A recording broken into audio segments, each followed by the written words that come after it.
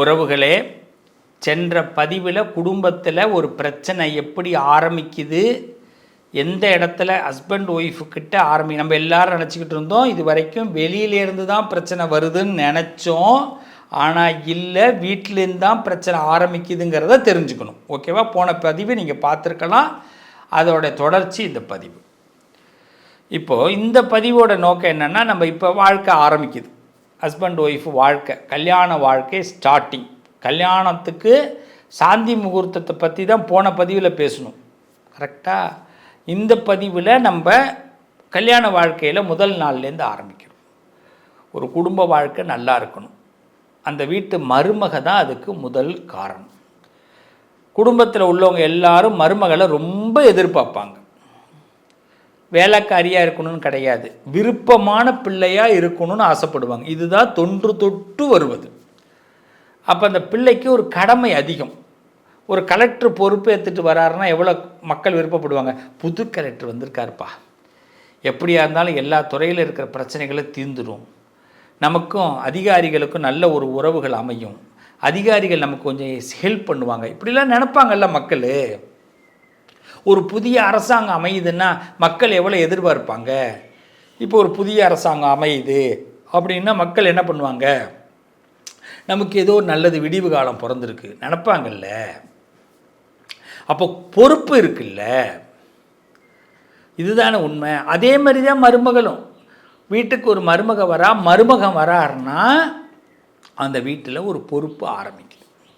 அப்போ இதுக்கு என்னென்னா, ஆரம்பத்திலேயே நம்ம என்ன பண்ணணும் கூடாதுன்னா, எல்லா பொறுப்பையும் தலையில் எடுத்து போட்டுக்கிட்டு நான் பண்ணுறேன்னு சொல்லக்கூடாது. அதே நேரத்தில் எதுவுமே எனக்கு தெரியாதுன்னு சொல்லி தட்டி கழிக்கக்கூடாது. இப்போ இந்த பிள்ளைங்க பண்ணுற ரெண்டாவது தப்பு அங்கே தான் ஆரம்பிக்கும். ஒன்று நான் பண்ணுறேன்னு எல்லாத்தையும் எடுத்துக்கும், இல்லைன்னா எதுவுமே தெரியாதுன்னு சரணாகதி அடையும். இங்கே ரெண்டுமே பிரச்சனை. அப்போ என்னென்னா, நான் உங்கள் அம்மா அப்பா கிட்ட எப்படி பேசியிருப்பீங்க? ஒரு மருமக அப்படியே மாமனார் மாமியார்கிட்ட நான் இப்படி தான் அத்தை, நான் இப்படி தான் மாமா அப்படின்னு சொன்னால் மாமனார் மாமியார் அக்செப்ட் பண்ணிப்பாங்க. அதே மாதிரி மருமகனும் அதே மாதிரி தான் மாமனார் மாமியார்கிட்ட போய் நான் இப்படி தான் அத்தை, நான் இப்படி தான் மாமான்னு சொன்னால் வேலை முடிஞ்சுது. அப்போ அந்த குடும்ப வாழ்க்கை நல்லா இருக்கும். இல்லைன்னா நீங்கள் இப்படி இருப்பீங்களோ, என் மருமக இப்படி இருப்பாளோ அப்படின்னு ஒரு பிம்பத்தை இவர்கள் உருவாக்கிப்பாங்க. அதில் ரொம்ப பிரச்சனைகளை சந்திப்பீங்க குடும்பத்தில். இந்த பிம்பங்களை உருவாக்காதீங்க. அதுவும் அந்த பிம்பத்தை உருவாக்கிக்கிட்டாங்கன்னா அதை நம்ம மெயின்டைன் பண்ணுறதுக்கு 10 பொய் சொல்லணும்.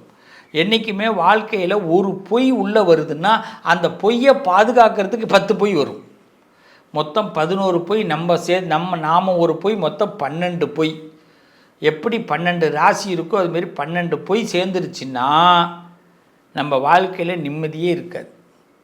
இந்த பொய்க்கு மேலே பொய், பொய்க்கு மேலே பொய், பொய்யே வாழ்க்கையாகப்படும். இங்கே தான் என்ன ஆகுது அப்படின்னா, அந்த பொய் ஒரு நாள் உண்மையாகும் போது அடி ஆத்தி எம்பிட்டு பொய் சொல்லியிருக்கிறாவ அப்படின்னு மாமியார் சொல்லுவாங்க, மாமனார் சொல்வார், நம்ம வீட்டுக்காரர் சொல்வார், இந்த பொண்ணு பெற்றவங்க சொல்லுவாங்க. ஆக பொண்ணுக்கும் பிரச்சனை, பையனுக்கும் பிரச்சனை. இந்த பொய் யார் சொல்கிறாங்களோ அவங்களுக்கு பிரச்சனை. அப்போ முதல் பொய் இல்லாமல், அம்மா இதுதான் இந்த உலகம், எங்கள் வீட்டில் மாடு இருக்குது, 4 லிட்டரு இல்லை 2 லிட்டரு தான் கறக்கும், எங்கள் வீட்டில் மாடே இல்லை, பால்கார் 7 மணிக்கு வருவார், நாங்கள் 6:55 பால்காரை வாசலில் நின்று பார்த்துக்கிட்டே இருப்போம், வந்தவொடனே போய் பால் வாங்குவோம், சொல்லிட்டு போகிறோம், வேலை முடிஞ்சு போச்சு. இதில் என்ன கௌரவம்? இதில் எதுக்கு ஒரு பொய்? உலக வாழ்க்கையில் பொய் இல்லாமல் குடும்ப வாழ்க்கையை ஆரம்பிச்சிட்டோம்னா அவங்க வாழ்க்கை கடைசி வரைக்கும் அவங்க அன்பு நிலைக்கும். இன்றைக்கி பல தம்பதிகளுக்குள்ள நிம்மதி குறையிறதுக்கும் பல தம்பதிகளுக்குள்ள கஷ்டமான வாழ்க்கை இருக்கிறதுக்கும் பொய் ஒன்றே காரணம். தம்பதிகள் பிரியறதுக்கே பொய் காரணம். எதையாவது ஒன்று மறைக்கிறது.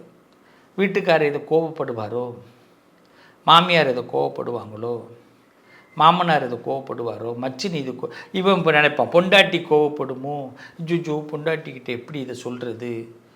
வேண்டாம். First information is best information சொல்லியிருக்காங்களா இல்லையா? இது என்ன வேலைக்கு போகிற இடத்துல மட்டும்தானா? வேலை கூட நம்ம வாழ்க்கையில் ஒரு பகுதி. கல்யாணங்கிறது வாழ்க்கையே கல்யாணம் ஐயா, வாழ்க்கையே இதுதான், வீடு தான் வாழ்க்கை. ஒரு மனுஷன் ஹஸ்பண்ட் ஒய்ஃப் வாழ்க்கை நல்லா இருக்கணும்னா 2 விஷயம் அவசியம் தெரிஞ்சுக்கணும். ஒன்று, குடும்பத்தில் உறவுகள் அத்தனை பேர் நமக்கு வேணும். மாமா, மாமி, அம்மா, அப்பா, அத்தை, நாத்தனார், மச்சினி, இந்த பக்கத்தில் மச்சான், இந்த பக்கத்தில் எல்லா உறவுகளும் வேணும். ஒரு படை பலம் மாதிரி அது ஒரு படை பலம். எந்த உறவுக்கு ஒரு பிரச்சனைனாலும் முன்னாடி போய் நிற்கணும், அந்த உறவுகளோடு கை கொடுக்கணும். அப்போ அந்த உறவுகளோடு உண்மையாக இருந்தால் தான் இது நடக்கும். பொய் சொன்னோம்னா அதை மறைக்கிறதுக்கே ஒரு பிரச்சனையை கொண்டு போகும். அதுமாரி ஆரம்பத்தில் ஒதுங்கிட்டோம் குடும்பத்தில் இருந்துன்னா கடைசி வரைக்கும் இந்த குடும்பம் நம்மளை ஒதுக்கிடும். ஒதுங்கக்கூடாது, பொய் சொல்லக்கூடாது. இது ஆணாக இருக்கட்டும் பெண்ணாக இருக்கட்டும் 2 பேருக்கும் இதே தான். அதே மாதிரி அந்த குடும்பத்தோட சட்ட திட்டங்களுக்கு நம்ம கொஞ்சம் உட்பட்டால் நல்லாயிருக்கும். இது எங்களுக்கு இது முறையே கிடையாது, நான் இப்படி வாழ்ந்ததே கிடையாது அப்படி சொல்லாமல் அவங்க ஏதோ ஒன்று வச்சுருக்குறாங்க, அது போய் பார்ப்போம், அந்த ரூட்டை போய் பார்ப்போம், எப்படி இருக்குன்னு பார்த்துக்கிட்டு நல்லா இருந்தால் நல்லா இருக்குன்னு சொல்கிறோம். நல்லா இல்லைன்னா அத்தை எனக்கு சரியில்லை, அத்தை மாமா இது சரியில்லை மாமா சொல்லிட்டு போவோம். அப்போ ஆனால் எடுத்தோன்னே இது எனக்கு செட் ஆகாது. சில வீட்டில் வாழை இலையில் சாப்பிடுவாங்க. சில பேர் நான் வாழை இலையெல்லாம் சாப்பிட்டதே கிடையாது, அது ரசம் ஊற்றுனா ஓடும் அப்படின்வாங்க. இதிலெல்லாம் சண்டை வர குடும்பம்லாம் இருக்குது தெரியுமா? இதிலெல்லாம் சண்டை வர குடும்பம் இருக்குது. ஆனால் ஹோட்டலில் போய் வாழை இலை போட்டால் வாயை பொத்திட்டு சாப்பிடுவாங்க, அங்கே போய் கேட்க முடியாது.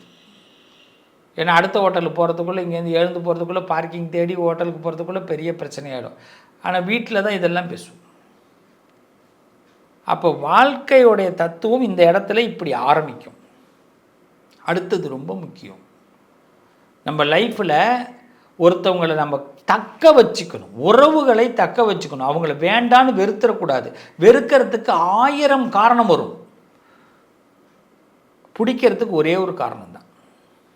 ஒரு கார் வாங்குறீங்க, பெரிய ஹையஸ்ட் காரு, மிகப்பெரிய கோடியில் உள்ள ஒரு காரே வாங்கினாலும் அந்த காரு உங்களுக்கு பிடிச்சிருக்குன்னா ஒரு காரணம் தான், காரு பிடிச்சிருக்கு, நல்லா இருக்குது. அதை வெறுக்கணும்னு நினச்சிங்கன்னா அதுக்கு நிறைய காரணம் வரும். அது கிலோமீட்டர் கொடுக்காது, அது பார்க்கிங் பண்ண முடியாது, மெயின்டைன் பண்ண முடியாது, இன்னொருத்தவங்களை ஏற்ற பிடிக்காது. பிடிக்காததுக்கு 1000 காரணம், பிடிக்கிறதுக்கு ஒரே காரணம், பிடிச்சிருக்கு. அப்போ குடும்ப வாழ்க்கையும் அப்படி தாங்க, பிடிச்சிருக்குங்கிற நம்பிக்கையை குடும்ப வாழ்க்கைக்குள்ளே கொண்டு வரணும்.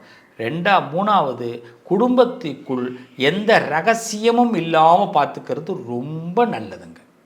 குடும்பத்துக்குள்ளே போய் சொல்லாதீங்க, ரகசியம் இருக்க வேண்டாம். ஆரம்பத்திலேயே ரகசியங்கள் இல்லாமல் ஒரு குடும்பத்தை கொண்டு போனீங்கன்னா நல்லாயிருக்கும். முக்கியமாக புருஷன் பொண்டாட்டிக்குள்ளே ரகசியம் இல்லாமல் பார்த்துக்குங்க. புருஷன் பொண்டாட்டிக்குள்ளே ரகசியம் இல்லாமல் பார்த்துக்குங்க. உங்களை நீங்கள் ரொம்ப புரிஞ்சுக்கிங்க, அண்டர்ஸ்டாண்டிங் பண்ணிங்க, அட்ஜஸ்ட்மெண்ட்டே வேண்டாம். எதுக்கு அட்ஜஸ்ட்மெண்ட்? இது நம்ம என்ன கல்யாண வாழ்க்கையா இல்லை கம்பெனி வாழ்க்கையா? கம்பெனியில் வாழ்கிறது தான் அட்ஜஸ்ட்மெண்ட்டு. கல்யாண வாழ்க்கையில் வாழ்கிறதுக்கு அண்டர்ஸ்டாண்டிங் தான் தேவை. கல்யாண வாழ்க்கையில் கமெண்டிங் பவர் தேவையில்லை, கம்பெனியில் வாழ்கிறதுக்கு கமெண்டிங் பவர் தேவை. இப்படி வாழ்க்கையை ஆரம்பித்தோம்னா வாழ்க்கை நல்லா இருக்குங்க. அதே மாதிரி ஒரு குடும்ப வாழ்க்கை ஆரம்பிக்கிறவங்களுக்கு ரொம்ப முக்கியம், புரளி பேசுபவர்களை ஒதுக்க வேண்டும். புரளி பேசுபவர்களை காதில் ஏற்றி மனசில் ஏற்றிடாதீங்க. புரளி நிறைய பேர் பேசுவாங்க, யாரும் வாழ்த்துற மாதிரியே வகையாக காதில் 2 விஷயத்த சொருவிட்டு போயிடுவான். யாரும் நல்லது சொல்ல மாட்டான், ஒருத்தனை பற்றி ஒருத்தன் நல்லது சொல்ல மாட்டான். குடும்பத்தில் உள்ளவனுக்கு ஆப்பு வைக்கிறதுக்கு தயாராக இருப்பான். உன் மாமியார் எப்படி தெரியுமா அப்படின்வாங்க, உன் மாமனார் எப்படி தெரியுமா, உன் புருஷன் எப்படி தெரியுமான்னுவான். இந்த பிள்ளைக்கு ஒன்றுமே தெரியாது. இது அப்புறமா நான் எதை பார்த்தாலும் அவங்க அப்பயே சொன்னாங்கல்ல அப்படின்னு நினைக்கும். இது மாதிரிலாம் நான் வீட்டுக்கு 4 இருக்கும். நவகிரகம்னு 9 இருக்குல்ல, அதில் ஒன்று ஒவ்வொரு கோணத்தில் இருக்குல்ல, அதுமாரி இதுவும் ஒரு கோணத்தில் இருக்கும். குடும்பத்தில் 2 கோணல் இருக்கும். இதையெல்லாம் சரி பண்ணி வாழ்ந்தவங்க தான் அந்த காலத்தில் உள்ளவங்க. அதனால தான் நல்லா வாழ்ந்தாங்க, அட்ஜஸ்ட் பண்ணி வாழ்ந்தாங்க. இந்த காலத்தில் உள்ளவங்களுக்கு அந்த அந்த சூழ்நிலையை எப்படி ஹேண்டில் பண்ண தெரியல. அதை சரியாக ஹேண்டில் பண்ணு. அதுக்கு பிறகு ஜாதகம் பாருங்கள். சும்மா எடுத்த ஒன்று ஜாதகத்துக்குள்ளே போயிடாதீங்க. இந்த இடம்லாம் சரியாக பார்த்துக்குங்க. நிச்சயமாக நல்லாயிருக்கும் உங்களோட இல்லற வாழ்க்கை. கவலைப்படாதீங்க. அடுத்த இந்த வாரத்தில் இந்த இல்லற சம்பந்தமான விஷயங்களையே தான் பேசிக்கிட்டு இருக்கிறோம். இன்றைக்கி 2வது பதிவோடு நான் நிறைவு செய்கிறேன். அடுத்த வெள்ளிக்கிழமை அன்னைக்கு முக்கியமாக இல்லற வாழ்க்கையில் வெற்றி பெறுவது, சந்தான பாக்கியங்களும் குடும்ப வாழ்க்கை வெற்றி பெறுவதை பற்றியும் பேச போகிறோம். Wait and see. நல்லது நடக்கும். உங்கள் அதிர்ஷ்டத்திற்கான தீர்வு கல்வி, பதவி, யோகம், தொழில் வளர்ச்சி பெருக, ஜாதகம், வாஸ்து, திருமண பொருத்தம் பார்க்கவும், பிரசன்னம் கேட்கவும். Positive lion doctor Sivasri Manikanda Sivam. தொடர்பு கொள்ள வேண்டிய வாட்ஸ்அப் எண் 7904137178.